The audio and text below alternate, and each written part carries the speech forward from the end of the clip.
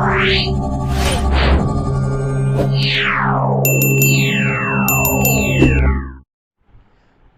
Dear friends and my respected dear students.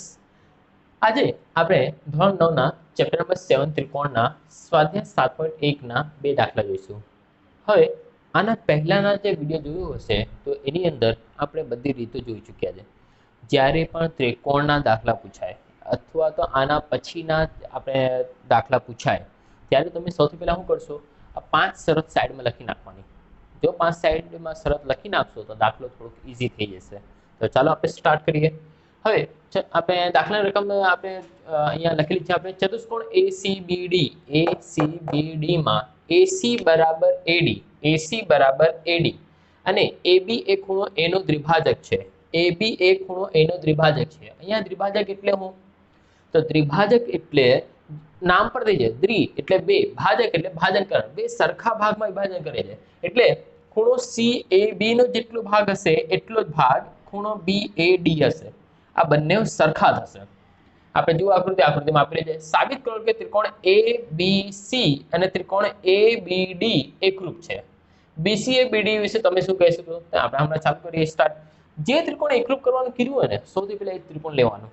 તો આપણે જોઈએ ત્રિકોણ ABC અને ત્રિકોણ ABD માટે. તો લખીએ આપણે ત્રિકોણ ABC અને ત્રિકોણ ABD માટે. ચાલો આ બે ત્રિકોણ લીધા છે આપણે, આ બે ત્રિકોણ. તો એની અંદર જે વસ્તુ સરખી છે એ આપણે જોઈ લઈએ. તો અહીંયા AC બરાબર AD એ આપણને ઓલરેડી આપેલું છે. અહીં AC બરાબર AD કારણ કે આ આપણને પક્ષમાં આપેલું છે. પક્ષ એટલે જે આપણને રકમ આપી દીધું હોય. પછી બીજું શું કીધું છે આપણે યાદ, આપણે હમણાં કીધું દ્વિભાજક છે. તો ખૂણો CAB બરાબર ખૂણો BAD થશે. માટે ખૂણો CAB બરાબર BAD, ખૂણો BAD કારણ આપણને પક્ષમાં આપેલું છે, દ્વિભાજક છે. અથવા તમે રીઝન નીચે લખી શકો છો, કારણ કે AB એ ખૂણો CAD નો દ્વિભાજક છે અથવા ખૂણો A નો દ્વિભાજક છે. AB એ ખૂણો A નો દ્વિભાજક છે.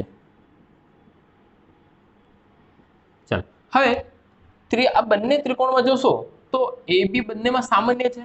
આ ત્રિકોણ અને આ ત્રિકોણની અંદર AB તો સામાન્ય બાજુ છે.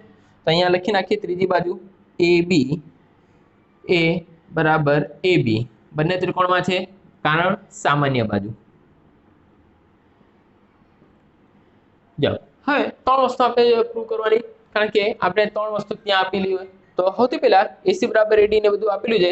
તો જોઈએ તો અહીંયા પહેલામાં બાજુ આપણે જોઈ ગયા, પછી ખૂણો, પછી બાજુ એટલે કે આ બાજુ. તો બા શરત લાગી. અથવા ત્યારે પણ જ્યારે પણ તમે આવું આ બધું ન ધ્યાન આપવું ને, ખાલી એટલું ધ્યાન દેવાનું કે તમે કઈ વસ્તુ પ્રૂવ કરી છે.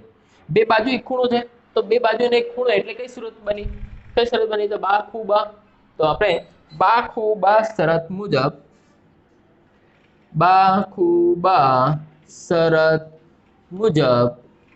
કયા ત્રિકોણ આપણે સાબિત કર્યું છે? તો ત્રિકોણ ACB અથવા જે ઉપર લખેલું હોય ડાયરેક્ટ લખીએ ત્રિકોણ ABC એકરૂપ ત્રિકોણ.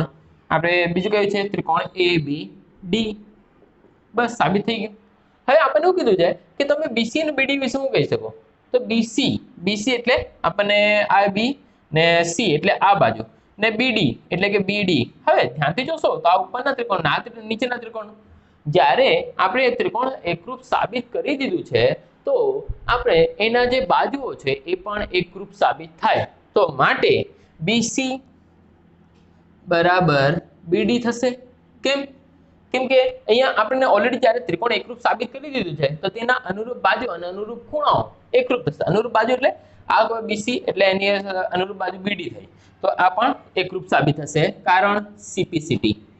આ CPCT ખાલી લખી દેવાનું હોય જ્યારે આપણે બે ત્રિકોણ એકરૂપ કરી દઈએ અને એના પછી તમને કોઈ એ ત્રિકોણના બાજુ કે ખૂણાને એકરૂપ સાબિત કરવાનું કે સમાન સાબિત કરવાનું કે તો ખાલી આપણે ત્યાં CPCT લખી નાખવાનું. તો આપણે દાખલો થઈ ગયો ત્યાં.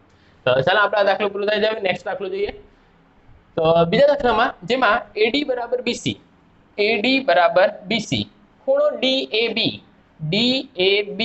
અને ખૂણો CBA હોય તેવો ચતુષ્કોણ ABCD છે જો આકૃતિ સાબિત કરો કે ત્રિકોણ ABD અને ત્રિકોણ BAC હવે જે પહેલા પણ કીધું છે જે ત્રિકોણ સાબિત કરવાનું કોઈ તે એ ત્રિકોણ આપણે પહેલા લેવાનો હવે ધ્યાનથી જોશો તો તમે અહીંયા આ એક ત્રિકોણ આપણે કીધું છે આ એક ત્રિકોણ ને બીજું તમને આ ત્રિકોણની વાત કરી છે આ બે ત્રિકોણની વાત કરી છે તો જે ત્રિકોણ કીધું છે એ ત્રિકોણ લઈએ ને ત્રિકોણ કેવી રીતે લખશો જે રકમ આપેલું ને એ રીતે લખવાનું આપણે જોઈએ ત્રિકોણ ABD અને ત્રિકોણ BAC માટે ચાલ હવે આ બે ત્રિકોણ છે કઈ વસ્તુ આપણે સમાનથી સાબિત કરવાની છે અથવા એકરૂપ થાય છે તો આપણે જોઈ લઈએ તો ધ્યાનથી જોશું તો બંનેમાં એક કેટલી વસ્તુ આપણને કોમન આપેલી છે ઉપર આપેલી છે ઓલરેડી તો જોજો તો અહીંયા આપણે આ જે બાજુ છે AD બરાબર BC એ આપણને આપેલું છે કારણ પક્ષ રકમમાં જ આપેલું છે એટલે પક્ષ કહેવાય પછી બીજું જોઈએ તો આ બંને ત્રિકોણમાં BD જે છે ને આ AC છે એકબીજાને છેદે છે દ્વિભાજક છે એકબીજાના તો એટલા માટે આ જે ખૂણો છે ને આ ખૂણો એટલે કે આ બંને ખૂણો એ સમાન થશે કારણ કે ઓલરેડી આખો ખૂણો એકરૂપ કીધેલું છે ત્યાં તો આપણે માટે ખૂણો ABD બરાબર ખૂણો આપણે CAB લખી શકાય CAB કારણ આપણા પક્ષમાં આપેલું છે અથવા તો આપણે લખી શકીએ AB અને AC અને BD દ્વિભાજક છે ત્રીજું તો ત્રીજામાં બંનેમાં જોઈએ તો AB બંનેમાં કોમન છે જો આ ત્રિકોણ લો ને આ ત્રિકોણ લઈએ બંનેમાં AB કોમન છે તો માટે AB બરાબર AB કારણ સામાન્ય